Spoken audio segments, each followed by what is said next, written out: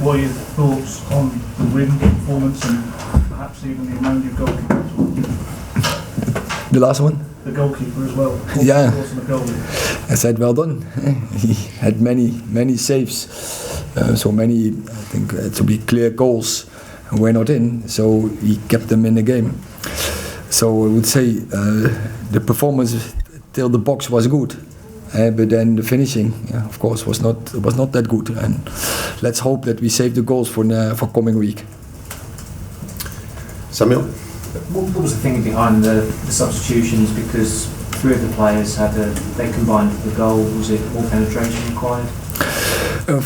First of all, I want to put Marcus closer with Ronnie to give him more support, and also to get a different variation on the right wing. They have to adapt to more a midfield player like Bruno is than a typical winger, and in that cooperation they are adapted for 60 minutes on Anthony and Diogo. Then with Bruno and with Diogo you get a different variation what they have to adapt to, and that is you try to bring an impact. You bring an impulse in the game. That was the idea, and obviously also with Marcus more box entrance. Erik, how do you improve the finishing? I'm guessing you can't have any complaints about more than 30 odd shots on goal, but how do you improve your players' finishing? What you see is that we in every game except the game against Brentford we score, and so in this team there's a lot of creativity and scoring capabilities.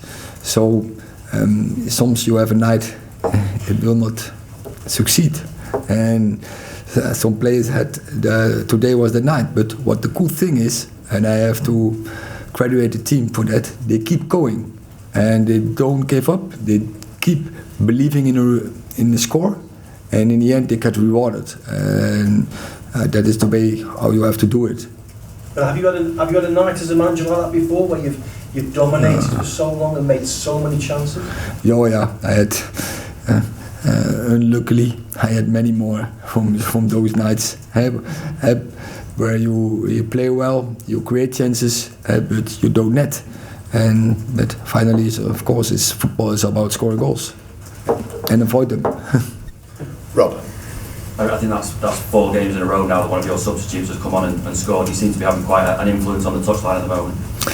Yeah, I'm really happy with that, and it tells you something about the spirit in the team, in the squad. That they understand it's not about 11 players; it's about the squad. You have to do it, and sometimes it works like that.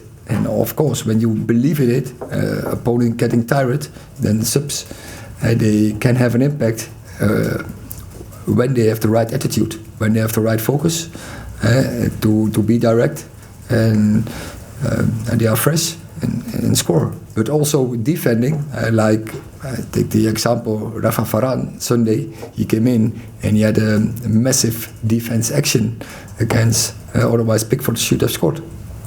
You take some credit for that yourself, though, picking the right player at the right time to change game.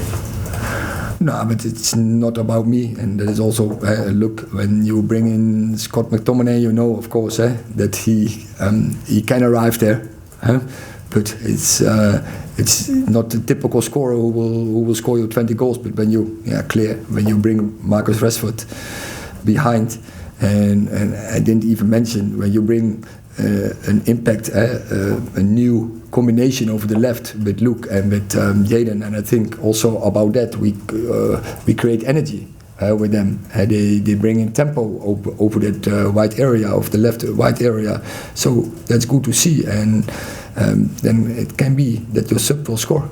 But what I say also, they have, players also have different other tasks, like Rafa Varane or Scott McTominay in Everton when he came on to save the win. Flex. Erik, Jadon Sancho was involved in our goal today. What's been your instruction to him in terms of taking on players? I know you spoke about it with Anthony in terms of trying to go on his right-hand side to take players on. You demanding more. Jayden spent a little bit of time outside of the team. What was your instruction to him coming onto the field in terms of taking on players and in general to get his game up to par? We have so many games to cover, and we have 5, 6 qualified offensive players, and we can rotate that. That's one, but also think about that what I just mentioned, to bring in variations to get a surprise in, and that is what you get, for instance, with Jayden. And I think only the game against Everton he didn't come on, but all the other games he had playtime, a lot of starts, and I think he's doing also really well. Of course, the one performance is better than the other one, that's clear. But you see today, luckily, he had an impact by some good dribbles, good combinations with Luke Shaw, and finally he was involved in scoring the goal. Is that important for him, combination plays, instead of the ball just arriving at Jayden's feet and saying beat 1 or 2 players?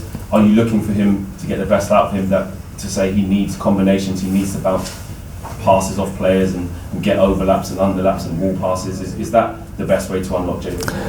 I think for almost for everyone they need it, and nowadays football is not that way, that when you beat one that the pitch is open, so you need an overload around the ball that they have options like combinations or dribble, and so especially the creative players like Jayden, Anthony, they can beat players in a 1-against-1, but it gets more simple for them when they have options to play around.